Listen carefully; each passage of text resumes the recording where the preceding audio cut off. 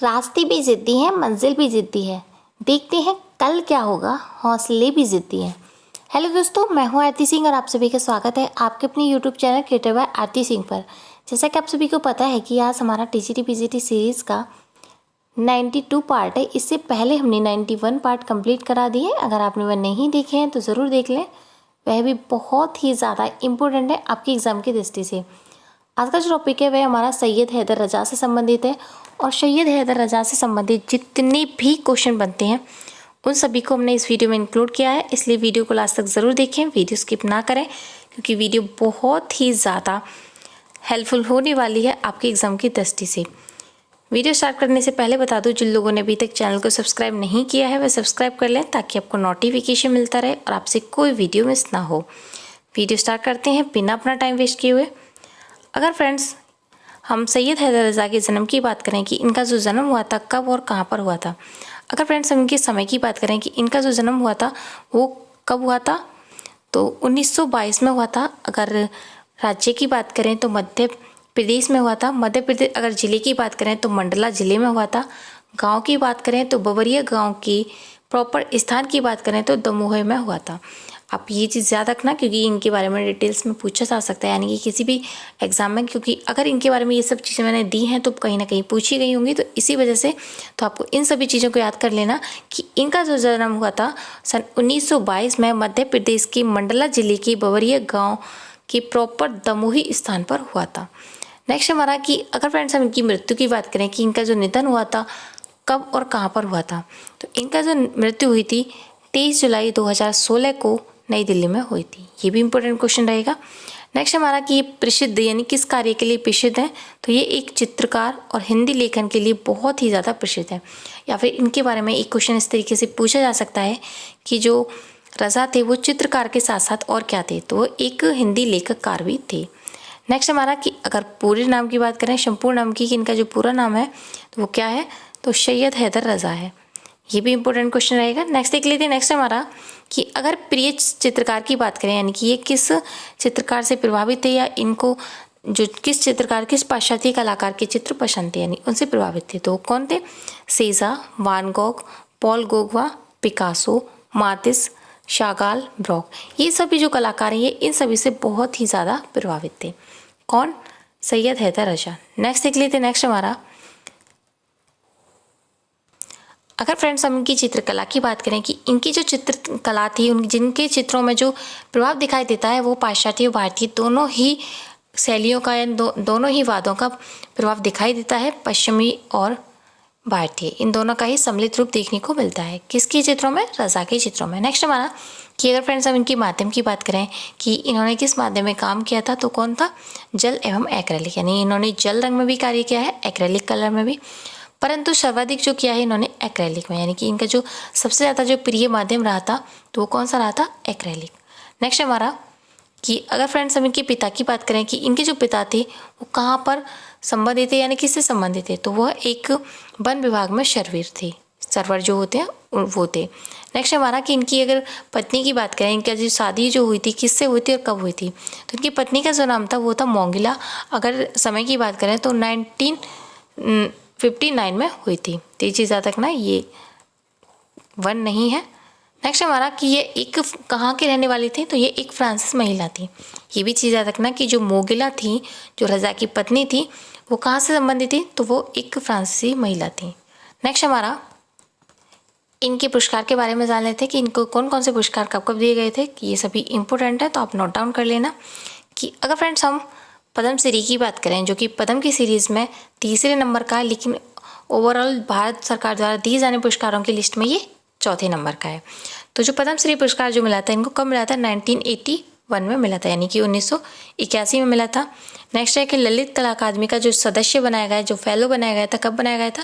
तो 1981 में, यानी कि 1981 में ही बनाया गया था। नेक्स्ट है कि कालिदास सम्मान जो मिला था इनको कब मिला था, तो आपको यहाँ पर तीन चीज़ें याद हो जाएंगी एक साथ कि इनको तीन जो चीज़ें मिली थी, पद्मश्री, ललित कला अकादमी का सदस्य और कालिदास सम्मान, ये सभी जो चीज़ें मिली थी कब मिली थी? 1981 में, यानी कि 1981 में मिली थी। नेक्स्ट हमारा कि पद्म भूषण की बात करें तो इनको कब मिला था, तो 2007 में मिला था। पद्म विभूषण की बात करें तो 2013 में मिला था। आपको एक चीज़ बता दूं कि सबसे बड़ा जो होता है भारत रत्न होता है, दूसरे नंबर पर जो आता है वो पद्म भूषण आता है, तीसरे नंबर पर जो आता है पद्म विभूषण आता है, और चौथे नंबर पर जो आता है वो पद्म श्री। भारत रत्न अलग होने के बाद अगर पद्म की सीरीज पूछी जाती है तो पद्म भूषण, पद्म विभूषण और पद्म श्री, ये 3 पुरस्कार दिए जाते हैं पद्म की सीरीज में।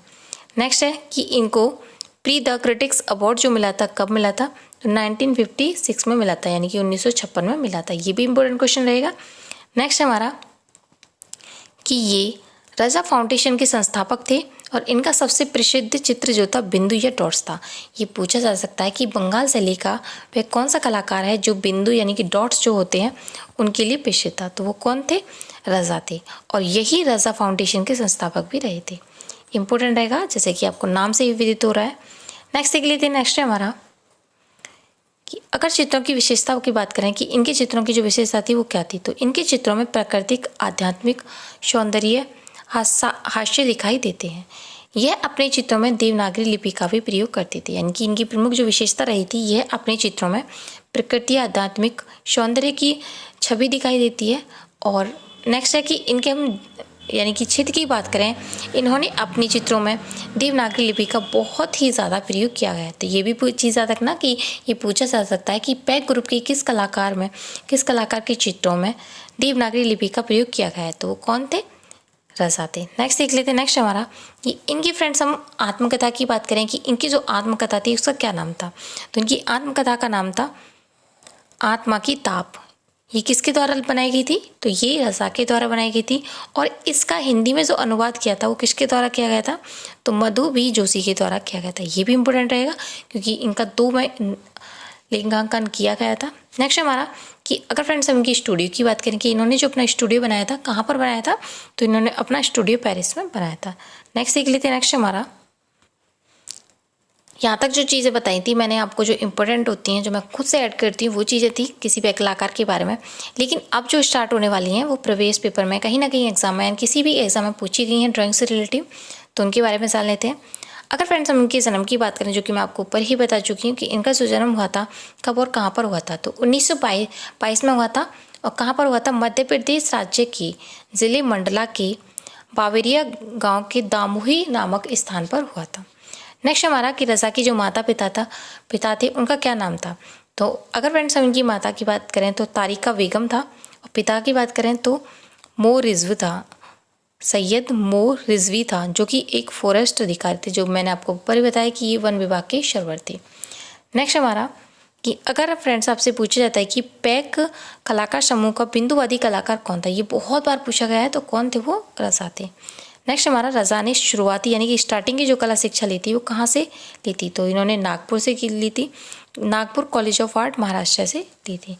नेक्स्ट देख लेते हैं। नेक्स्ट हमारा कि पैक कलाकार समूह का वह कौन सा कलाकार है जो कि पेरिस जाकर बस गया था, तो कौन थे, रजा जो थे वो पेरिस जाकर बस गए थे और वहीं पर इन्होंने अपना स्टूडियो बनाया था। भारत छोड़ो पेरिस में कब वह बस गए थे, आपको एक चीज़ बता दूँ, यहाँ से 2 टाइपिंग एरर हो चुका है कि जो पेरिस में जो जाकर बसे थे, कब बसे थे, 1950 में बसे थे, यानी कि 1950 में बसे थे। और इन्होंने यानी कि जो रजा थे इन्होंने भारत छोड़ो आंदोलन में भी भाग लिया था, तो ये भी इम्पोर्टेंट रहेगा, ये पूछा जा सकता है।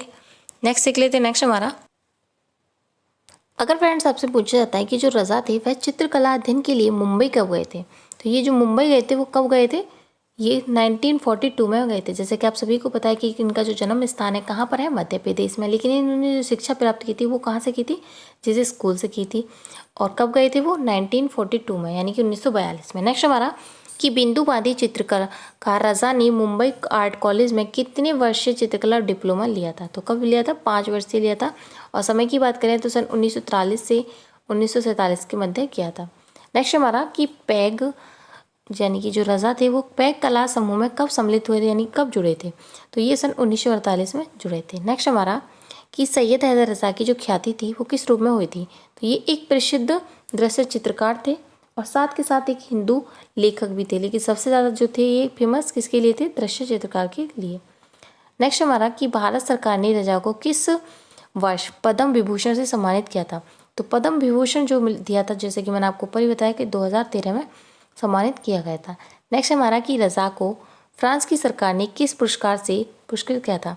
तो जो फ्रांस की सरकार ने दिया था प्री डे ला क्रिटिक्स पुरस्कार। आपको एक और चीज़ बता दूं कि जो आपसे ऐसे भी पूछा जा सकता है कि जो प्री डे द ला क्रिटिक्स जो पुरस्कार है वह किसके द्वारा दिया जाता है। तो ये एक फ्रांस की सरकार के द्वारा दिया जाता है।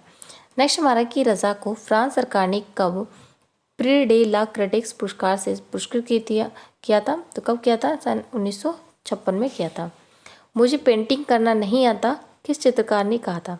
तो यह किस कलाकार ने कहा था कि मुझे पेंटिंग्स करना नहीं आता। तो ये सैयद हैदर रज़ा के द्वारा बोला गया था, यानी कि ये उनके द्वारा दिया गया वक्तव्य है। नेक्स्ट देख लीजिए। नेक्स्ट हमारा कि अगर फ्रेंड्स आपसे पूछा जाता है कि किस, जैसे कि मैंने आपको ऊपर ही बताया कि ये क्वेश्चन बहुत बार पूछा गया है कि किस चित्रकार की चित्रकला में बिंदु एक ऊर्जात्मक पक्ष है, यानी कि किस कलाकार के चित्रों की जो प्रमुख ऊर्जा रही है, प्रमुख विशेषता जो रही थी वो क्या रही थी? बिंदु। तो वो कौन से कलाकार थे? सैयद हैदर रज़ा थे। नेक्स्ट हमारा कि सैयद हैदर रज़ा का जो मध्य प्रदेश सरकार द्वारा दिए जाने वाला कालिदास पुरस्कार है वो कब मिला था। तो 1993 में मिला था, यानी कि 1993 में मिला था। नेक्स्ट देख लेते हैं। नेक्स्ट हमारा कि अगर फ्रेंड्स इनको हम पद्मश्री की बात करें कि सैयद हैदर रज़ा को जो पद्मश्री पुरस्कार से सम्मानित किया गया था वो कब किया गया था। तो 1981 में किया गया था। ये भी मैं आपको ऊपर बता चुकी हूँ। नेक्स्ट हमारा कि रज़ा कैसे कलाकार है। तो रज़ा एक बिंदुवादी कलाकार है, साथ के साथ एक दृश्य चित्रकार के रूप में प्रमुख है। नेक्स्ट हमारा कि सैयद हैदर रज़ा को भारत सरकार ने कब पद्म भूषण से सम्मानित किया गया था। तो अगर पद्म भूषण की बात करें तो कब दिया गया था? 2007 में दिया गया था। अगर पद्म विभूषण की बात करें तो 2013 में दिया गया था। अगर फ्रेंड्स हम पद्मश्री की बात करें तो सन 1981 में दिया गया था। नेक्स्ट हमारा रज़ा की सबसे जो महंगी पेंटिंग्स थी वो कौन सी थी। तो इनके द्वारा बनाई गई सबसे जो महंगी पेंटिंग है वो कौन सी है? बिकी थी वो सौराष्ट्र है। तो ये भी इंपॉर्टेंट क्वेश्चन है, बहुत बार एग्जाम में पूछा गया था कि जो सौराष्ट्र पेंटिंग्स है वे किस कलाकार के द्वारा बनाई गई है, यानी कि पैक ग्रुप के किस कलाकार के द्वारा निर्मित की गई है। तो वो रज़ा के द्वारा की गई है। नेक्स्ट हमारा रज़ा की पहली यानी कि प्रथम एकल प्रदर्शनी जो थी वह कब और कहाँ लगी थी। समय की बात करें तो 1946 में लगी थी। स्थान की बात करें तो मुंबई आर्ट सोसाइटी मुंबई में लगी थी। नेक्स्ट हमारा कि रज़ा का जो प्रिय माध्यम रहा था वो क्या रहा था। तो जल रहा था, जबकि इन्होंने जल और एक्रेलिक्स में जो सबसे ज़्यादा काम किया था। नेक्स्ट हमारा कि सैयद हैदर रज़ा की जो गुजराती आत्मकथा है वह किस नाम से प्रकाशित हुई थी। तो इनकी जो गुजराती आत्मकथा है वह आत्मा नी धक। तो ये चीज़ मैं आपको ऊपर बता चुकी हूँ, जिसका जो यानी कि हिंदी रूपांतरण जो किया गया था किसके द्वारा किया गया था? मधु जोशी के द्वारा किया गया था, मधु बी जोशी। नेक्स्ट हमारा कि सैयद हैदर रज़ा को कब ललित कला रत्न पुरस्कार सम्मानित किया गया था। तो इनको ललित कला सम्मान जो पुरस्कार मिला था सन 2004 में मिला था। नेक्स्ट हमारा कि वर्ष 1956 में प्रिक्स द क्रिटिक सम्मान पाने वाले पहले गैर फ्रांसीसी कलाकार जो बने थे वो कौन थे। तो ये सैयद हैदर रज़ा को मिला था। और कब मिला था? तो सन 1956 में मिला था। और ये किसके द्वारा दिया जाता? फ्रांसीसियों द्वारा। नेक्स्ट देख लेते हैं। नेक्स्ट है हमारा रज़ा की कौन सी कलाकृति क्रिस्टी की नीलामी में 16.42 लाख में बिकी थी। तो जो सौराष्ट्र नामक जो पेंटिंग्स हैं वह रज़ा द्वारा बनाई गई है और ये कितने में बिकी थी? तो 16.42 लाख में बिकी थी। और कहाँ की नीलामी में? क्रिस्टी की नीलामी। ये भी पूछ लिया जाता है कभी कभी। तो ये कहाँ पर इसकी बोली लगी थी, ये भी चीज़ आपको याद रखना बहुत ज़्यादा ज़रूरी है। नेक्स्ट हमारा कि रज़ा की शिष्य का नाम क्या था जिसे उन्होंने शादी कर ली थी। तो इनकी जो शिष्य थी जानीन, वही इनकी पत्नी बनी थी, धर्मपत्नी। तो ये पूछा जा सकता है कि इनकी पत्नी का नाम क्या था। तो जानीन था।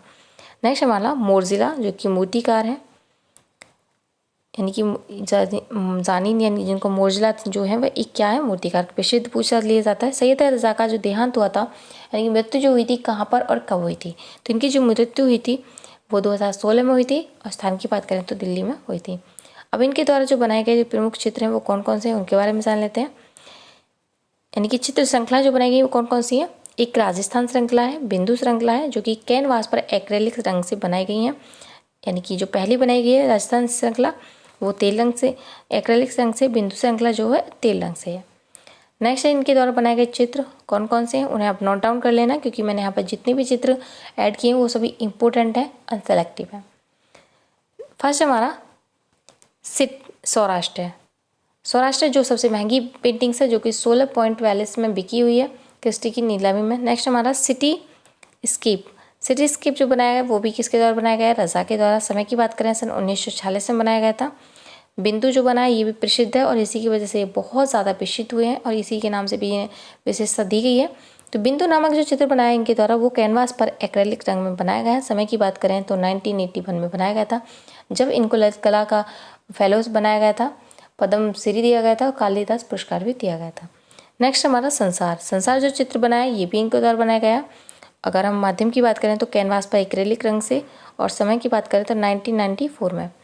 ब्लैक सन जो बनाया ये भी इनके द्वारा बनाया गया है, यानी कि कागज़ पर ये ग्वास रंग से बनाया गया। समय की बात करें तो 1943 में बनाया गया है। सूर्य नामक चित्र जो बनाया ये भी रज़ा के द्वारा बनाया गया है, कैनवास पर एक्रेलिक रंग से। नेक्स्ट हमारा कि गर्भगृह जो चित्र बनाया किसके द्वारा बनाया है, ये भी रज़ा के द्वारा। समय की बात करें तो 2001 में बना है। प्रॉपर माध्यम की बात करें तो ये एक्रेलिक रंग से कैनवास पर बनाया गया है। नेक्स्ट हमारा कि सैलाब नामक जो पेंटिंग्स है वो किसके द्वारा बनाई गई है, तो वह सैयद हैदर रज़ा के द्वारा बनाई गई है। और किस माध्यम बनाई गई है, तेल रंग पर, जो कि कैनवास पर है। समय की बात करें तो 1977 में बनाई गई है। नेक्स्ट हमारा कश्मीर की घाटी, श्रीनगर की गली और शैरियोग्राफी, ये सभी जो चित्र बनाए गए किसके द्वारा बनाए गए, ये भी रज़ा के द्वारा बनाए गए हैं। कश्मीर की गली, तृष्णा, चौपाटी, आज, ये सभी इंपॉर्टेंट है, इन सभी को नोट डाउन कर लेना, क्योंकि ये कहीं ना कहीं एग्जाम में पूछे गए हैं। वहीं से मैंने इन सभी को ऐड कर आपको यहाँ प्रोवाइड किया है, जो मुझे मेरे अकॉर्डिंग इंपॉर्टेंट है और कहीं ना कहीं पूछे गए हैं। तो आज का जो वीडियो वो यहीं समाप्त होता है। उम्मीद है कि आज का जो वीडियो है आपको पसंद आया होगा। अगर वीडियो पसंद आया है तो कमेंट बॉक्स में कमेंट करके ज़रूर बताएं कि वीडियो कैसा लगा। Thank you for watching this video. मिलते हैं नेक्स्ट वीडियो में, तब तक के लिए bye bye and thank you so much.